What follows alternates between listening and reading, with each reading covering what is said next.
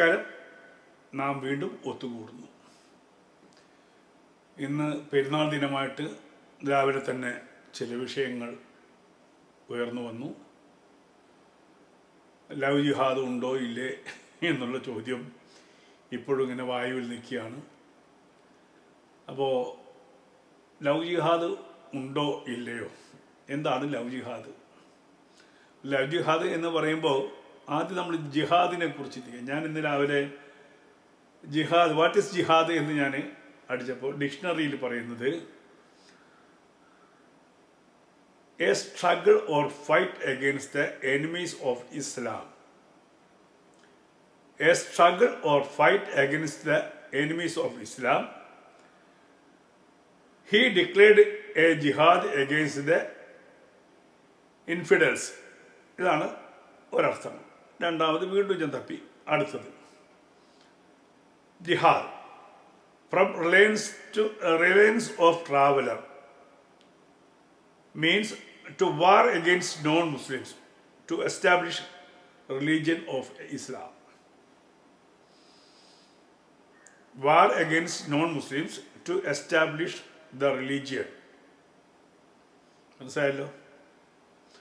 വീണ്ടും ഞാൻ എടുത്ത് വീണ്ടും തപ്പുന്നു. ആ തപ്പലും ഇങ്ങനെ തന്നെ കാണുന്നത്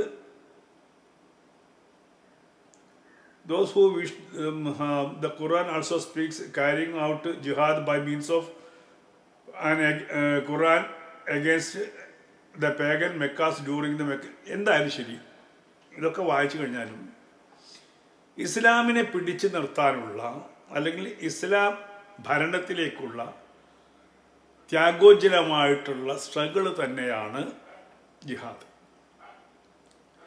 ഒരു മുസൽമാൻ്റെ ഏറ്റവും വലിയ ലക്ഷ്യം ലോകത്തെ ഇസ്ലാമിക രാഷ്ട്രമാക്കുക അല്ലെങ്കിൽ അള്ളാഹുവിൻ്റെ രാജ്യമാക്കി മാറ്റുക എന്നാണ്. ഇത് ഞാൻ പറയുന്നതല്ല, വിശുദ്ധ ഖുർആൻ പറയുന്നതാണ്.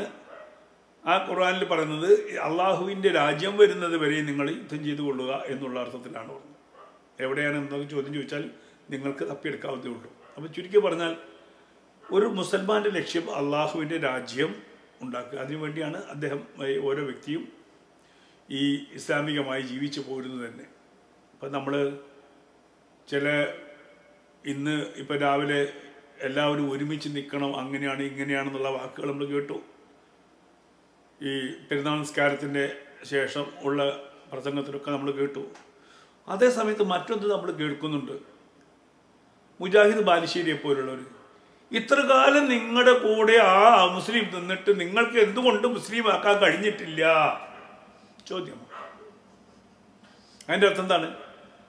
മുസൽമാനാക്കണമെങ്കിൽ നിങ്ങൾ പ്രവർത്തിച്ച് നിങ്ങളുടെ കൂടെയുള്ള ഒരു ഹിന്ദുവിനെ മുസൽമാനാക്കണം ചുരുങ്ങിയ കാലം കൊണ്ട്. അത് തന്നെയാണ് ജിഹാദ്. അത്തരത്തിൽ ജിഹാദിനെ നമുക്ക് എങ്ങനെയൊക്കെ വ്യാഖ്യാനിച്ചാലും ജിഹാദ് അവസാനം വന്നു നിൽക്കുന്നത് തങ്ങളുടെ റിലീജിയനെ വളർത്തുക എന്നുള്ള ആ പരമമായ ലക്ഷ്യത്തിലേക്കാണ്.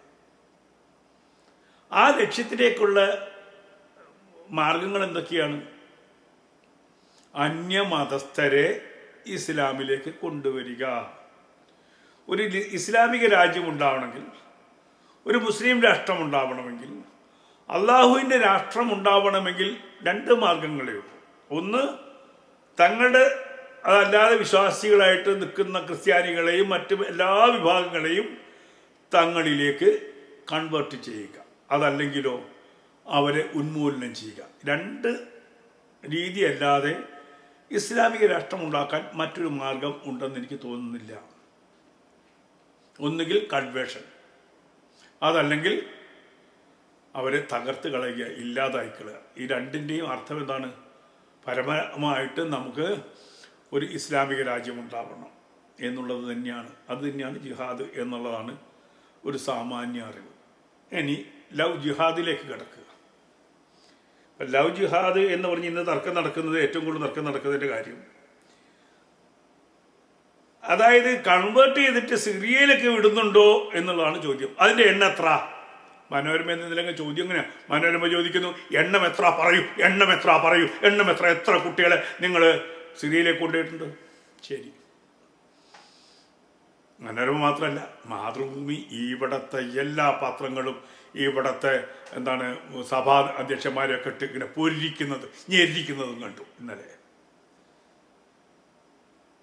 ഇവര് ജിഹാദിൻ്റെ അർത്ഥം മനസ്സിലാക്കിയിട്ടാണോ, എന്താണ് ലവ് ജിഹാദ് എന്ന് പറഞ്ഞതിന് അർത്ഥം മനസ്സിലാക്കിയിട്ടാണോ സംസാരിക്കുന്നത് നമ്മുടെ മാധ്യമങ്ങൾ? ഞാൻ പറഞ്ഞില്ലേ, തങ്ങളിലേക്ക് ആളെ കൂട്ടുക എന്നുള്ളതും ജിഹാദാണ്. തങ്ങളുടെ എണ്ണം വർദ്ധിപ്പിക്കുക എന്നുള്ളത് ജിഹാദാണ്. തങ്ങളുടെ അടുത്ത തലമുറ ഉണ്ടാക്കാൻ ഗർഭപാത്രങ്ങളെ പിടിച്ചെടുക്കുക എന്നുള്ളതും ജിഹാദാണ്. സിറിയയിലേക്ക് പോകുന്നത് മാത്രമാണോ ജിഹാദ്? ആണോ? അല്ല. തങ്ങളുടെ എണ്ണം കൂട്ടുക എന്നുള്ളത് തന്നെ ജിഹാദ്. ജിഹാദ് എങ്ങനെയാണ് നടക്കുന്നത് നിങ്ങൾക്ക് അറിയോ? ഇന്ന് ഈ പറയുന്ന മതസാഹോദര്യത്തെക്കുറിച്ച് സംസാരിച്ചവരോട് ഒരൊറ്റ വാക്ക് ഞാൻ ചോദിക്കുകയാണ്. ഒരൊറ്റ വാക്ക്. പ്രേമം പരിശുദ്ധമാണെന്ന് എല്ലാവരും പറയുന്നു. ക്രിസ്ത്യാനികൾ പറയുന്നു, മുസ്ലിങ്ങൾ പറയുന്നു, ഹിന്ദുക്കൾ പറയുന്നു. പ്രേമം പരിശുദ്ധമാണ്. പ്രേമിക്കുന്നവരെ നിങ്ങൾ മറ്റു ഗണത്തിൽപ്പെടുത്തരുത്. ആണല്ലോ, സമ്മതിച്ചു തന്നു. പ്രേമിച്ച് വിവാഹം കഴിച്ച് ഒരു മുസ്ലിമിൻ്റെ വീട്ടിലേക്ക് അഹമ്മദ് ലക്ഷ്മിയെ വിവാഹം കഴിച്ച് കൊണ്ടുവന്നാൽ ഫസ്റ്റ് പ്രോസസ് എന്താണെന്ന് ഈ സാഹോദര്യം വിളിച്ചു പറയുന്ന മതപണ്ഡിതന്മാർ ഞങ്ങൾക്കൊന്ന് പറഞ്ഞു തരണം. എന്താണ്? അബ്ദുറഹിമാൻ ലക്ഷ്മിയെ കൊണ്ടുവന്നാൽ, അലി അക്ബർ റൂസിയെ കൊണ്ടുവന്നാൽ എന്താണ് നിങ്ങളുടെ ഫസ്റ്റ് പ്രോസസ്? നിങ്ങൾ അവരെ കൺവെർട്ട് ചെയ്താലേ വീട്ടിനകത്തേക്ക് കയറ്റൂ. മതസാഹോദര്യം അവിടം വരെ മതി.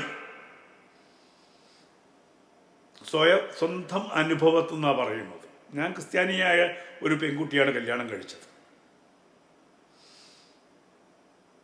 എൻ്റെ സ്വന്തം വീട്, എൻ്റെ അവകാശപ്പെട്ട വീട്.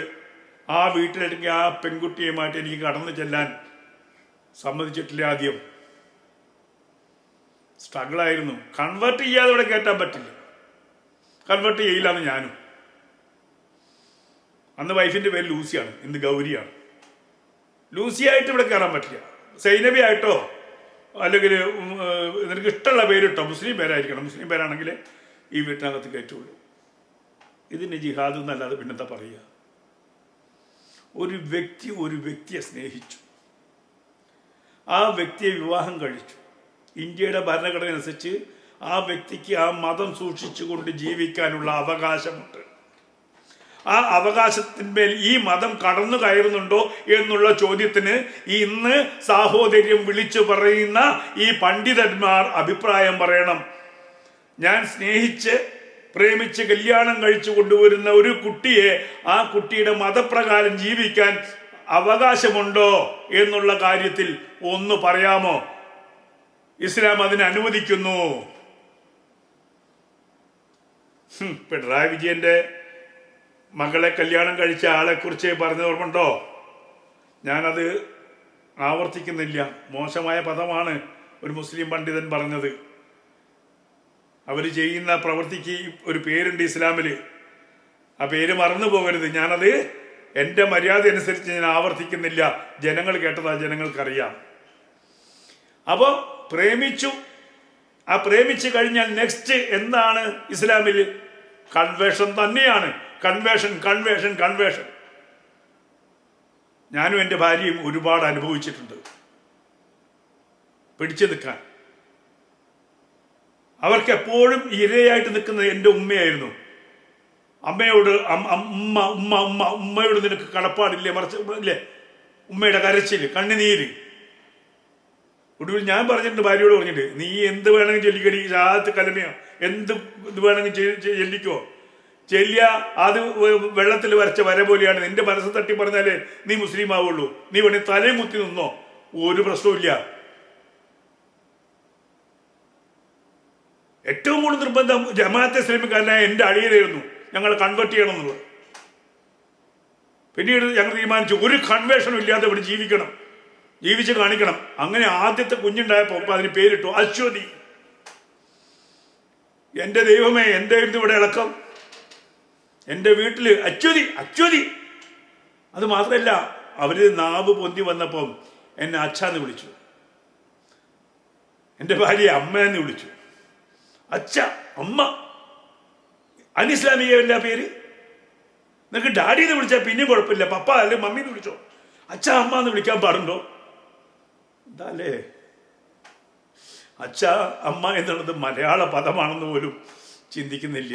ബാപ്പാന്ന് വിളിക്കണം, ഉമ്മ എന്ന് വിളിക്കണം, ഡാഡിന്ന് വിളിച്ചാലും കുഴപ്പമില്ല. പക്ഷെ അച്ഛൻ അമ്മ അനുഭവത്തിൽ നിന്നാ പറയുന്നത്. ഒരു മൊയ്യാരും ഇതിനെതിരായിട്ട് വരണ്ട, അല്ലെങ്കിൽ തർക്കിക്കാൻ വരണ്ട. എൻ്റെ അനുഭവത്തിൽ നിന്ന് പറഞ്ഞ മതമില്ലാത്ത ജീവനുകളായിട്ട് മനുഷ്യരെ വളർത്തുന്ന കമ്മ്യൂണിസ്റ്റുകാരെ ഇന്ന് നിങ്ങൾ ഈ ജിഹാദിന് കൂട്ടു നിൽക്കുമ്പോൾ, ജിഹാദിൻ്റെ അർത്ഥം മനസ്സിലാക്കാതെ ജനങ്ങളെ പറ്റിക്കാൻ ശ്രമിക്കുമ്പോൾ, ജിഹാദ് എന്താണെന്ന് ജനങ്ങൾക്ക് മനസ്സിലാവണം. അള്ളാഹുവിൻ്റെ രാജ്യം വരുന്നത് തന്നെയാണ് ജിഹാദ്, ഇസ്ലാമിനെ സംരക്ഷിക്കുന്നത് തന്നെയാണ് ജിഹാദ്. ആ സ്ട്രഗിൾ തന്നെയാണ് ഇന്ന് അവർ നടത്തിക്കൊണ്ടിരിക്കുന്നത്. ഇസ്ലാമിൻ്റെ വിപുലീകരണം തന്നെയാണ് അവർ നടത്തിക്കൊണ്ടിരിക്കുന്നത്. അതിന് രാഷ്ട്രീയക്കാരായിട്ടുള്ള കോൺഗ്രസ്സുകാരെയും കമ്മ്യൂണിസ്റ്റുകാരെയും കൂട്ടുപിടിക്കുന്നു. എന്നിട്ടോ സഭയെ ഭയപ്പെടുത്തുന്നു. ഏത് സഭയ്ക്കാണെങ്കിൽ ശരി, എന്തിനാണെങ്കിൽ ശരി, നട്ടല്ലെന്ന് പറഞ്ഞ സാധനം വേണം പുറകിൽ. ഒരു തീരുമാനമെടുത്താൽ പിടിച്ചു നിൽക്കാൻ കഴിവ് വേണം. അതല്ലാതെ കണ്ണുരുട്ടി പേടിപ്പിക്കുക. ഇപ്പോഴത്തെ ന്യൂനപക്ഷം എന്ന് പറഞ്ഞ അവകാശത്തിൻ്റെ പേരിൽ കണ്ണുരുട്ടി പേടിപ്പിക്കുമ്പോൾ വാലും ചൂട്ടി പോകുന്നതല്ല. അതല്ല വഴി. ഈ രാജ്യത്ത് ഒരവകാശമുണ്ട്.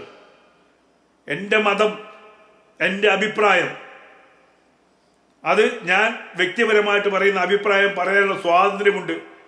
ഇപ്പോൾ പറയുന്നുണ്ടല്ലോ, ഈ കേരള സ്റ്റോറി കാണിക്കാൻ പാടില്ല, കേരള സ്റ്റോറി കാണിക്കാൻ പാടില്ല, എന്നാൽ മറ്റേ BBC ഉണ്ടാക്കിയ ഡോക്യുമെൻ്ററി കാണിക്കാം, ഇന്ത്യക്ക് എതിരായിട്ടുള്ള, ഭാരതത്തിനെതിരായിട്ടുള്ള ഡോക്യുമെൻ്ററി കാണിക്കാം.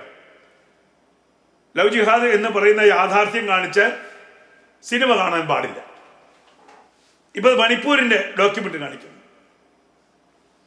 സ്വാതന്ത്ര്യം എല്ലാവർക്കും ഇല്ലേ? മണിപ്പൂരിൻ്റെ ഡോക്യുമെൻ്ററി കാണിക്കാൻ സ്വാതന്ത്ര്യം ഉണ്ടെങ്കിൽ കേരള സ്റ്റോറി കാണാനുള്ള സ്വാതന്ത്ര്യം ഇല്ലേ ജനങ്ങൾക്ക്?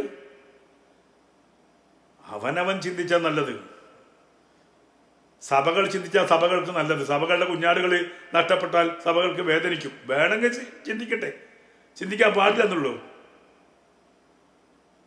നിങ്ങൾക്ക് നിങ്ങളുടെ മത പഠന കേന്ദ്രങ്ങളുണ്ട്, നിങ്ങൾക്ക് അവിടെ കൺവേർഷൻ സെൻ്ററുകളുണ്ട്. അതിഗൂഢമായിട്ടാണ് പ്രവർത്തിക്കുന്നത് ഇവിടുത്തെ മതപരിവർത്തന കേന്ദ്രങ്ങൾ.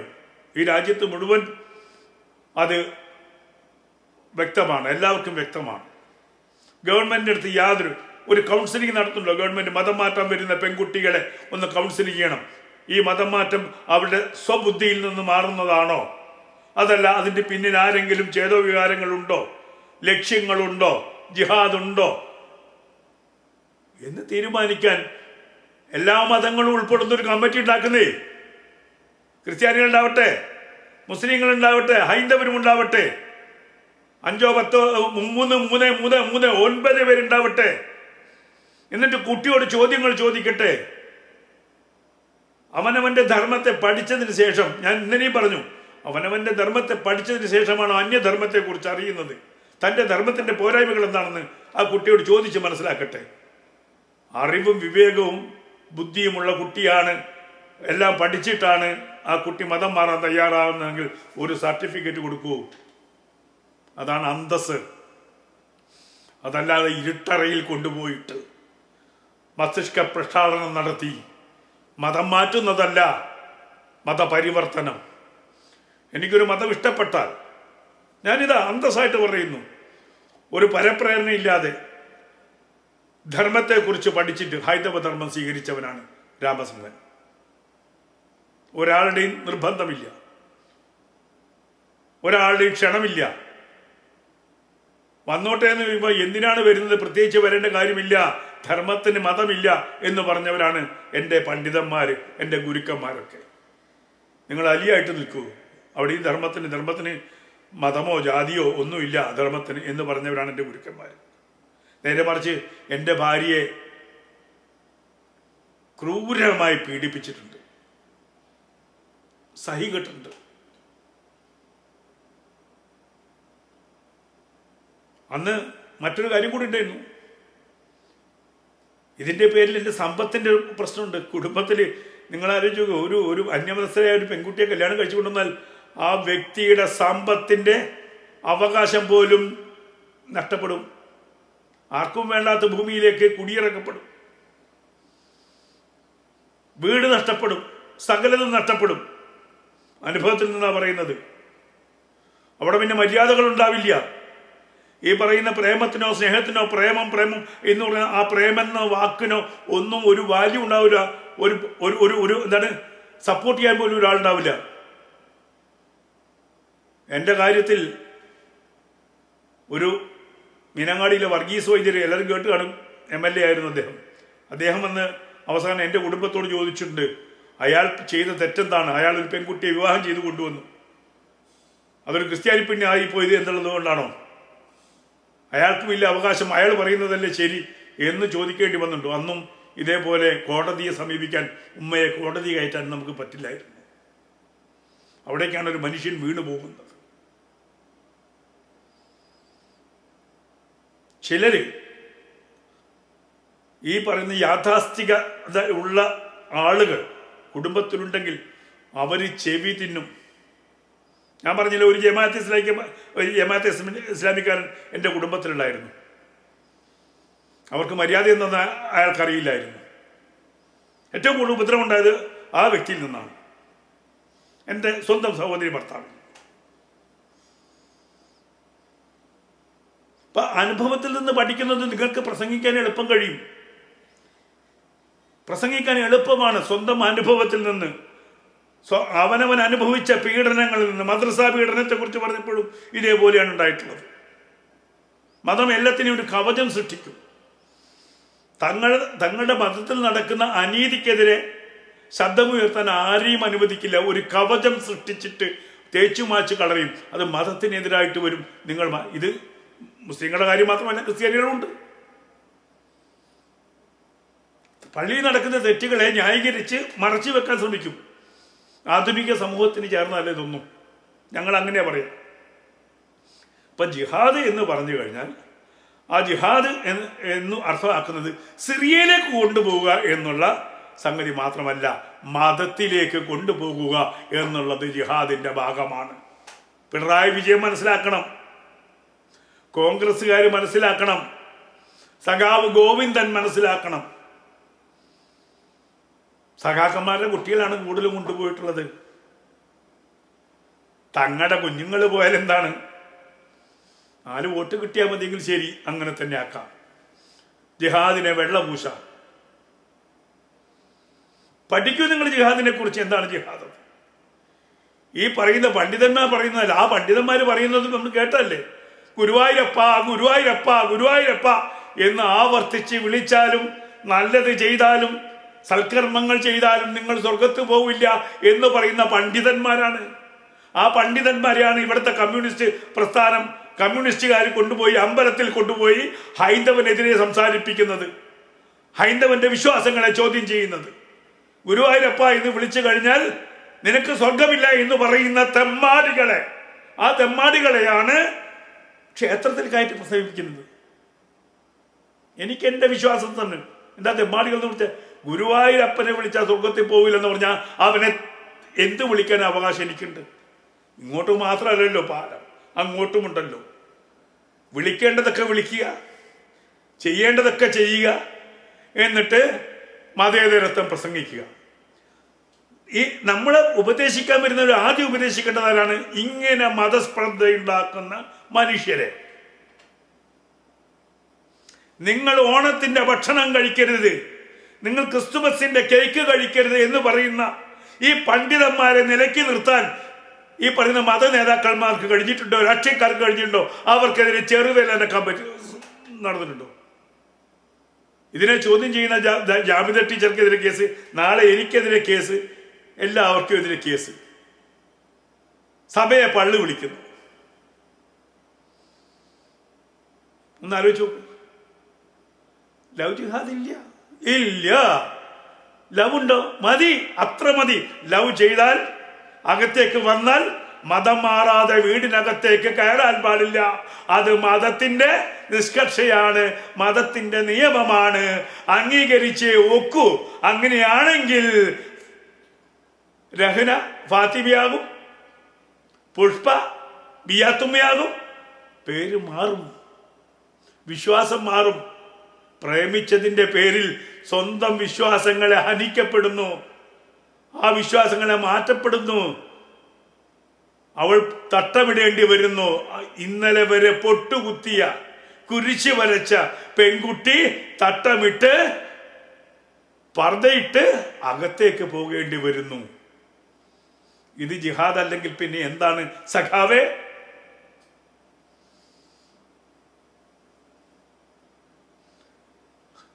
പറ, ഇത് ജിഹാദ് അല്ലെങ്കിൽ പിന്നെ എന്താണ്? അവളെ ഹിന്ദുവായിട്ട് ജീവിക്കാൻ സമ്മതിക്കുമോ നിങ്ങൾ? മുസ്തഫ കെട്ടിക്കൊണ്ടുവരുന്ന പ്രമീളയെ, രാധയെ, ലക്ഷ്മിയെ അവരവരുടെ വിശ്വാസത്തിൽ തങ്ങാൻ ആ വീട്ടിൽ കഴിയാൻ അനുവദിക്കുമോ? അവകാശം ഉള്ള രാജ്യത്താണ് ഞാൻ സംസാരിക്കുന്നത്. ഒരുവന് വിവാഹം കഴിച്ച് തൻ്റെ മതത്തോടു കൂടി തൻ്റെ കുടുംബത്തിൽ ജീവിക്കാൻ അവകാശമുള്ള ഒരു രാജ്യത്ത് നിന്നാണ് രാമസിംഹൻ ചോദിക്കുന്നത്. ഈ അനുവദിച്ചു കൊടുക്കുമോ? മേലധ്യക്ഷന്മാർ അനുവദിച്ചു കൊടുക്കുമോ?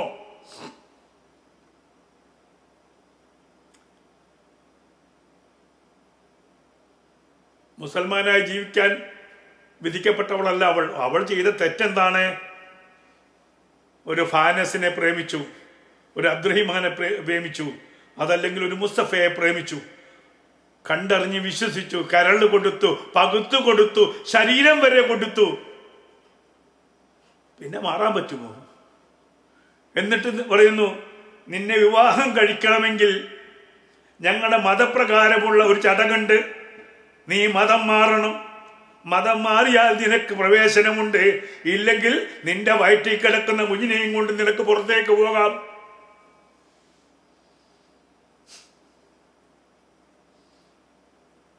ഇതിനെന്താ പറയുക?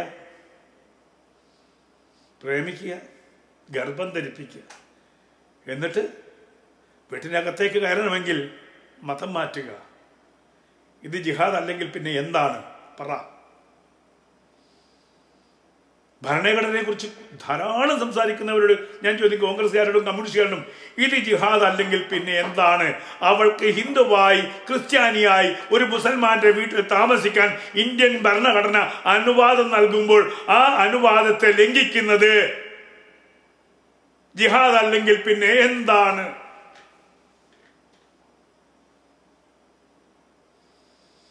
അവള് പെറ്റുകൂട്ടുന്ന കുഞ്ഞുങ്ങളെല്ലാം ഇസ്ലാമായി തീരണമെന്ന് എന്താണ് നിർബന്ധം? അവൾ വിശ്വസിക്കുന്ന, അമ്മ വിശ്വസിക്കുന്ന മതത്തിലേക്ക് ഒരു കുഞ്ഞിനെ വളർത്തിക്കൊണ്ടുവന്നാൽ എന്താണോ കുഴപ്പം?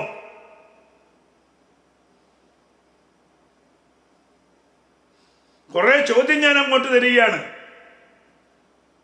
ഇവിടുത്തെ പണ്ഡിത മഹാ സദസ്സിലേക്ക് ഞാൻ ആ ചോദ്യങ്ങൾ ഇട്ട് തരികയാണ്. ജിഹാദ് എന്താണ്? പ്രേമിക്കുന്നത് ജിഹാദല്ല. പ്രേമം പരിശുദ്ധമായ പ്രേമം, സംഗതി ശരി. ആ പ്രേമിച്ച് കഴിഞ്ഞാൽ പിന്നെ ആ പ്രേമം അങ്ങ് അരക്കിട്ടുറപ്പിച്ച് കഴിഞ്ഞാൽ, സ്ട്രോങ് ആയിട്ടുള്ള ഫെവിക്കോൾ അല്ല, അതിനേക്കാളും വലിയ സ്ട്രോങ് ആയിട്ടുള്ള ബോണ്ട് വെച്ച് ഒട്ടിച്ച് കഴിഞ്ഞാൽ പിന്നെ അവർ ജീവിതത്തിലേക്ക് വരുമ്പോൾ ആ മതത്തിന്റെ നിയമപ്രകാരം മതം മാറണമെന്ന് ശഠിക്കുന്നത് ജിഹാദ് അല്ലെങ്കിൽ പിന്നെ എന്താണ്? എന്താണ്? എന്താണ്? സമൂഹം ചിന്തിക്കുക. നാളെ രാമസിംഹനെ മതവിദ്വേഷം പടർത്തി എന്ന് പറഞ്ഞിട്ട് ജയിലിലടയ്ക്കാൻ സാധ്യതയുണ്ട്. ഞാൻ തയ്യാറായി നിൽക്കുകയാണ്. ജാമ്യത്തിന് പോലും ഞാൻ അപേക്ഷിക്കില്ല. അവിടെ കിടക്കും. ഇന്ത്യൻ ഭരണഘടന തരുന്ന സ്വാതന്ത്ര്യം അത് ചില ആൾക്കാർക്ക് മാത്രം, ചില രാഷ്ട്രീയക്കാർക്ക് മാത്രം, മതമേലധ്യക്ഷന്മാർക്ക് മാത്രമാണെങ്കിൽ പിന്നെ നമ്മൾ ഈ രാജ്യത്ത് സ്വതന്ത്രനാണെന്ന് പറഞ്ഞ് ജീവിച്ചിട്ട് കാര്യമൊന്നുമില്ല. ഈ രാജ്യത്ത് നടക്കുന്ന ഇത്തരം നിലപാടുകളെ ചോദ്യം ചെയ്യാതെ കാലിൻ്റെ ഇടയിൽ കയ്യും വെച്ച് കിടന്നുറങ്ങുകയാണെങ്കിൽ ആ ജീവിതത്തെ നായ ജീവിതം എന്നേ പറയാൻ പറ്റുള്ളൂ. നായക്ക് പിന്നെയും അത്യാവശ്യം ഒന്ന് കുരയ്ക്കുകയെങ്കിലും ചെയ്യാം. ഇത് കുരയ്ക്കുകയും പാടില്ലാത്ത ഒരു രാജ്യമായിട്ട് മാറുകയാണോ? എവിടെയാണ് സ്വാതന്ത്ര്യം ഹനിക്കപ്പെടുന്നത്?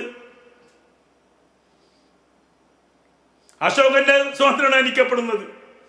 സ്വന്തം മകളെ പറഞ്ഞു മനസ്സിലാക്കാൻ പറ്റാത്ത ഒരവസ്ഥ, കോടതിക്ക് സ്വതന്ത്രമായി തീരുമാനമെടുക്കാൻ പറ്റാത്തൊരവസ്ഥ. മതം അവിടെ മതത്തിന്റെ നിയമങ്ങൾ കൊണ്ടുവന്ന് നിങ്ങളെ കെട്ടിയിടുന്നു. എന്നിട്ട് വെളുക്കെ ചിരിച്ച് സ്വതന്ത്രമാണ്, ഞങ്ങൾ സ്നേഹത്തിന്റെ ഭാഗമാണ്, സ്നേഹത്തിന്റെ ഭണ്ഡാരമാണ്, സ്നേഹത്തിന്റെ മഹാസമുദ്രമാണ് എന്നൊക്കെ പറയുന്നത് എന്തർത്ഥമാണുള്ളത്?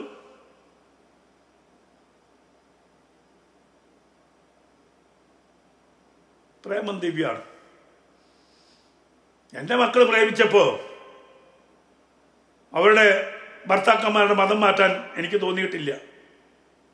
അവരേത് മതത്തിൽ വന്നാണെന്ന് ഞാൻ ചോദിച്ചിട്ടില്ല. അവരവരുടെ വിശ്വാസം, അവൾക്ക് അവൻ്റെ വിശ്വാസം, അവൾക്ക് അവളുടെ വിശ്വാസം. അത് ഈ രാജ്യം തരുന്ന പരമമായിട്ടുള്ള ഒരു അധികാരമാണ്. ആ ഭരണഘടനയെ കൂട്ടിപ്പിടിച്ചാണ് ഇന്ന് കപടങ്ങൾ പ്രചരിപ്പിക്കുന്നത്. ഇവിടെ അതില്ല, ഇതില്ല. നിയമം ഒരു പക്ഷത്തേക്ക് മാത്രമാണ് ഇവിടെ. പ്രതി ന്യൂനപക്ഷമായാൽ തെളിവുകൾ കാറ്റിൽ പറന്നു പോകും, ഒരിക്കലും ശിക്ഷിക്കപ്പെടുകയില്ല. പ്രതി മതപരമായി ശക്തിയുള്ള വ്യക്തിയാണെങ്കിൽ കേസ് തെളിയുകയില്ല. അനേകം ഇരകളുടെ കണ്ണുനീര് വീണ മണ്ണാണ് കേരളം. നീതി ലഭിക്കാത്ത അനേകം ഇരകളുടെ കണ്ണുനീര് വീണ ഇടമാണ് കേരളം. മറന്നു പോകണ്ട, ഇനിയും അനേകം ഇരകൾ ഇവിടെ പിടഞ്ഞ് ഇല്ലാണ്ടാവും. പർദ്ദയുടെ ഉള്ളിൽ ഞെരിഞ്ഞമർന്ന് ഇല്ലാതാവും. ചിലർ ആത്മഹത്യ ചെയ്യും. പോയവരാരും എവിടെയാണ്, എങ്ങനെയാണ് എന്നൊന്നും ആർക്കും അറിയില്ല. നഷ്ടപ്പെട്ടവരുടെ ദുഃഖം അതങ്ങനെ കിടക്കും. ഞാൻ സ്നേഹിച്ച് കല്യാണം കഴിച്ചവർ, നേരത്തെ പറഞ്ഞല്ലോ. എൻ്റെ ഭാര്യ കുടുംബം എന്നോട് ആവശ്യപ്പെട്ടിട്ടില്ല. അവർ ക്രിസ്ത്യാനികളാണ്.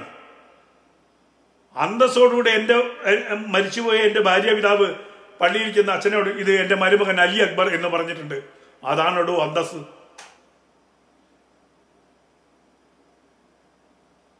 ഇന്നും ഞാൻ മതം മാറിയിട്ടും ഇന്നും എൻ്റെ ഭാര്യ കുടുംബം വിളിക്കുന്നത് അലി അക്ബർ തന്നെയാണ്.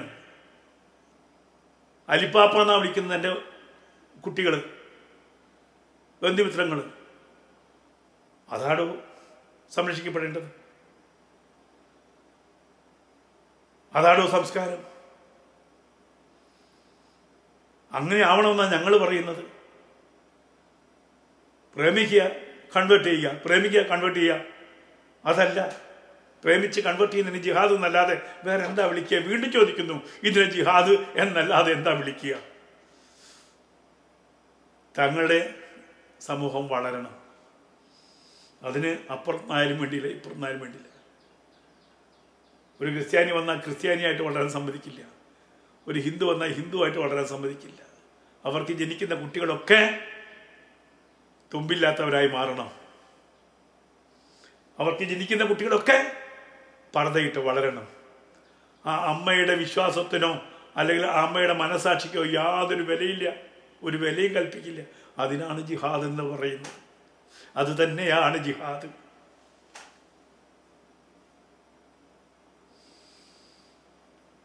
പറയുകയാണ്, പൊതുസമൂഹത്തോട് പറയുകയാണ്, പ്രേമിക്കുന്നതൊക്കെ കൊള്ളാമിടൂ. പ്രേമിച്ചു കഴിഞ്ഞാൽ നിങ്ങൾ ഇപ്പം പ്രേമിക്കാൻ തുടങ്ങുമ്പോൾ ഉണ്ടാവുന്ന ഏത് വിശ്വാസത്തിലോ ആ വിശ്വാസത്തിൽ കൊണ്ട് നടക്കാൻ പറ്റുന്ന ആളുകളെ മാത്രം സ്നേഹിക്കുക. അല്ലാത്ത തേണ്ടികളെയൊക്കെ ചാട്ടവാറ് കൊണ്ട് അടിച്ച് പുറത്താക്കണം. അറിയാതെ അവനൊരു ഗർഭം തന്നിട്ടുണ്ടെങ്കിൽ ആ ഗർഭത്തെ ഇന്ന് അരസിപ്പിക്കാനുള്ള അവകാശം പെൺകുട്ടികൾക്കുണ്ട്. തൻ്റെ അടുത്തോട് നിൽക്കണം. അടിമയായി ജീവിക്കുന്നതിന് ഭേദം ഒരു ദിവസമെങ്കിൽ ഒരു ദിവസം പുലിയായിട്ട് ജീവിക്കുന്നു, നരിയായിട്ട് ജീവിക്കുക. അതിന് പറ്റാത്തവർ പ്രേമിക്കാൻ പോകരുത്. ഞങ്ങൾ അതാണ് കുട്ടികൾക്ക് പറഞ്ഞു കൊടുക്കുന്നത്. സിനിമയിലൂടെ അതാണ് പറഞ്ഞു കൊടുക്കുന്നത്. നിന്റെ വിശ്വാസത്തിൽ ഉറച്ചു നിന്ന് ജീവിക്ക്. ഇതേപോലെ പ്രേമിച്ചിട്ട് മതം മാറ്റാൻ നടക്കുന്ന തെണ്ടികളെ പുറത്താക്ക്, ചെരുപ്പ് കൊണ്ട് ഊരി അടിക്ക് എന്നാണ് സിനിമ പറയുന്നത്. അല്ലാതെ വേറൊന്നുമല്ല സിനിമ പറയുന്നത്. ജിഹാദിന് വേണ്ടി നിന്നെ ഉപയോഗിക്കുന്നവരെ തിരിച്ചറിയേ, അവരെ പുറംകാല് കൊണ്ട് തൊഴിക്ക് എന്നാണ് സിനിമ പറയുന്നത്. അതിനാർക്കും വേദനിക്കേണ്ട കാര്യമില്ല, ഒരാളും വേദനിക്കേണ്ട കാര്യമില്ല. അതാണ് സത്യം, അത് തന്നെയാണ് സത്യം. ഒരു മുസൽമാനായി ജീവിച്ച് 40 കൊല്ലം മുസൽമാനായി ജീവിച്ച വ്യക്തി തന്നെയാണ് പറയുന്നത്. സ്വന്തം അനുഭവത്തിൽ നിന്നാണ് പറയുന്നത്. ഏത് കോടതിക്ക് മുമ്പിലും പറയാൻ പറ്റുന്ന കാര്യങ്ങളാണ് പറയുന്നത്. എൻ്റെ ഉത്തമ ബോധ്യം വെച്ച് ഭരണഘടന എനിക്ക് തരുന്ന അവകാശം വെച്ച് തന്നെയാണ് സംസാരിക്കുന്നത്. ആരെയും ഭയപ്പെടാതെ സംസാരിക്കുന്നത്. ഒരു മുസൽമാനെ പ്രേമിച്ചിട്ടുണ്ടെങ്കിൽ നീ ഹിന്ദുവാണോ ക്രിസ്ത്യാനിയാണോ, ആ ക്രിസ്ത്യാനിയായിട്ടോ ഹിന്ദുവായിട്ടോ സ്വീകരിക്കാൻ തയ്യാറുണ്ടെങ്കിൽ അങ്ങനെയുള്ളവരെ പ്രേമിച്ചാൽ മതി. അല്ലാത്തവരോട് പറയണം. അങ്ങനെ പറയുന്നവരെ പരസ്യമായിട്ട് ഇതുപോലെ ഫേസ്ബുക്കിലും ഈ പറയുന്ന നവമാധ്യമങ്ങളും വലിച്ചു കീറി ഒട്ടിക്കണം. പിന്നെ അവനൊരു ജീവിതം ഉണ്ടാവരുത്. അവരുടെ അന്തസ്, ഈ വിളിച്ചു പറയുന്ന സ്നേഹം, സാഹോദര്യം, അതൊക്കെ അങ്ങോട്ട് തകർത്തുകളാ. സാധിക്കില്ലേ? അജീവനാന്തം ഒരു അടിമയായി ജീവിക്കുന്നതിന് ഭേദം അങ്ങനെ ചെയ്യുന്നതാണ്. അതാണ് ഞങ്ങൾ പറയുന്നത്. അങ്ങനെ ചെയ്യാൻ പറ്റിക്ക്. അത് ഏത് മതമാണ്? ഹിന്ദു മതത്തിലേക്ക് ഒരുവൻ ഇതുപോലെ ചെയ്താണെങ്കിലും ചെരുപ്പൂരി അടിക്കണം. ക്രിസ്ത്യാനി ചെയ്താലും ചെരുപ്പൂരി അടിക്കണം. മുസൽമാൻ ചെയ്താലും ചെരുപ്പൂരി അടിക്കണം. അവനവന്റെ വിശ്വാസത്തിൽ ജീവിക്കാനുള്ള അവകാശമുള്ള നാടാണോ എന്ന് പറയാനുള്ള തൻ്റെ ഇടം വേണം. എന്തുകൊണ്ടാ പെരുന്നാളിനും പള്ളിപ്പെരുന്നാളിനും ഒക്കെ ഇങ്ങനെ പറയാൻ പണ്ഡിതന്മാർ ശ്രമിക്കാത്തത്? നിങ്ങൾ പ്രേമിക്കുകയാണെങ്കിൽ പ്രേമിച്ചുകൊള്ളൂ. നിങ്ങളുടെ വിശ്വാസങ്ങളെ നിങ്ങൾ ഒരിക്കലും ഹനിക്കരുത്. നിങ്ങൾ നിങ്ങളായി തന്നെ ജീവിച്ചുകൊള്ളൂ മക്കളെ എന്ന് പറയാൻ എന്തുകൊണ്ട് ഇവിടുത്തെ മത നേതാക്കന്മാർക്ക് കഴിയുന്നില്ല? മതം ഇല്ലാണ്ടാവും. പിന്നെ എല്ലാവരും പ്രേമിക്കും. പ്രേമിച്ചു കഴിഞ്ഞാൽ അവർക്ക് ഹിന്ദുവായിട്ട് ജീവിക്കാം, മുസൽമാനായി ജീവിക്കേണ്ട നിർബന്ധമില്ല എന്ന് പറഞ്ഞു കഴിഞ്ഞാൽ ഒരു പ്രശ്നവുമില്ല. സഹോദരി ഉണ്ടാവും, സ്നേഹം ഉണ്ടാവും, രാജ്യം നന്നാവും. സമ്മതിക്കോ? സമ്മതിക്കോ? ലക്ഷ്മി കയറി വരുമ്പോൾ, മകളെ ലക്ഷ്മി, നിനക്കപ്പുറത്ത് ഞാനൊരു മുറി ഒഴിവാക്കിയിട്ടുണ്ട്. നിന്റെ കൃഷ്ണനെയോ നിന്റെ ശിവനെയോ പ്രാർത്ഥിച്ചുകൊണ്ട് നിനക്കവിടെ എൻ്റെ മകനോടൊത്ത് ജീവിക്കാം എന്ന് പറയാൻ തൻ്റെ ഇടമുള്ള എത്ര ഉമ്മമാരുണ്ട്, എത്ര ബാപ്പമാരുണ്ട് എന്നുള്ളതാണ് സമൂഹത്തിന് നേർക്ക് ഇന്ന് ഞാൻ ഉയർത്തുന്ന ചോദ്യം. ഒരു ഏലിയാമ്മ വരുമ്പോ, ഒരു സോഫിയ വരുമ്പോ, മകളെ നിനക്ക് വേണ്ടി അപ്പുറത്ത് ഞാനൊരു കുരിശി വെക്കാൻ ഒരു മുറി തയ്യാറാക്കിയിട്ടുണ്ട്. നീ എൻ്റെ മകനെ സ്നേഹിച്ചത്, എൻ്റെ മതത്തെയല്ല സ്നേഹിച്ചത്. നീ നിന്റെ മതത്തിൻ്റെ കൂടെ എൻ്റെ മകനോട് കൊടുത്ത് ശയിച്ചുകൊള്ളൂ എന്ന് പറയാൻ തൻ്റെ ഇടമുള്ള എത്ര ആൾക്കാരുണ്ട്? തിരിച്ചും ഒരു ഹിന്ദു കുടുംബത്തിലേക്ക് വരികയാണെങ്കിൽ ഐഷ വരുന്ന, ഐഷ അവിടെ നിസ്കരിക്കാനുള്ള ഒരു പായയുണ്ട്, നിനക്ക് നിസ്കരിച്ചോളൂ.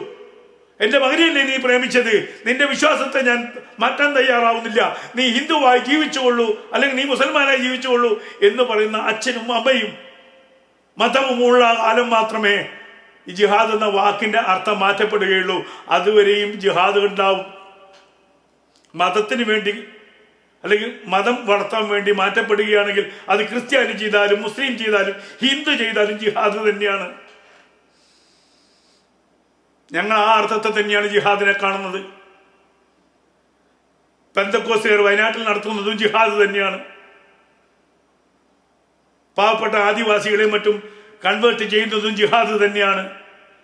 അതിന് മാറ്റമൊന്നുമില്ല. അത് ആര് ചെയ്താലും ജിഹാദ് തന്നെയാണ്. മതം വളർത്താൻ വേണ്ടി മതം വളർത്താൻ വേണ്ടി പണം കൊടുത്തോ അല്ലെങ്കിൽ ഈ പറയുന്ന പ്രേമിച്ചിട്ടോ മതം മാറ്റുകയാണെങ്കിൽ അത് ജിഹാദ് തന്നെയാണ്. ക്രിസ്ത്യൻ ജിഹാദാണ്, ഹിന്ദു ജിഹാദാണ്, മുസ്ലിം ജിഹാദാണ്. സംശയിക്കേണ്ട. ഇന്ന് അത്രേ പറയാനുള്ളൂ. ചിന്തിക്കുക. ചിന്തിച്ചിട്ട് എവിടെയാണ് തെറ്റ്? ആ സിനിമ ഉണ്ടായതാണോ തെറ്റ്? ആ സിനിമ ഉണ്ടാകാനുള്ള പശ്ചാത്തലമാണോ തെറ്റ്? ഏതാണ് തെറ്റെന്ന് വിലയിരുത്താനുള്ള ബോധം മനുഷ്യർക്കില്ലേ? അല്ലാതെ അത് കാണരുത്. അതിന് പകരം ഞങ്ങൾ ഇത് കാണിക്കും, അതും കണ്ടോളൂ, ഇതും കണ്ടോളൂ. ഞാനൊക്കെ ചൈനീസ് വിപ്ലവ സിനിമ ചെറുപ്പത്തിൽ 10ാം ക്ലാസ് പഠിക്കുമ്പോൾ കണ്ടിട്ട് വഷളായി പോയ വ്യക്തിയാണ് ഞങ്ങൾ. അങ്ങനെ വഷളാണ് യോഗങ്ങൾ, അങ്ങനെ ആവട്ടെ. സർവ്വരാജ്യ തൊഴിലാളികളെ സംഘടിക്കുവിൻ, എന്തൊക്കെയായിരുന്നു ആവേശം മൂത്ത് വിളിച്ചിട്ട് ഞാനൊക്കെ.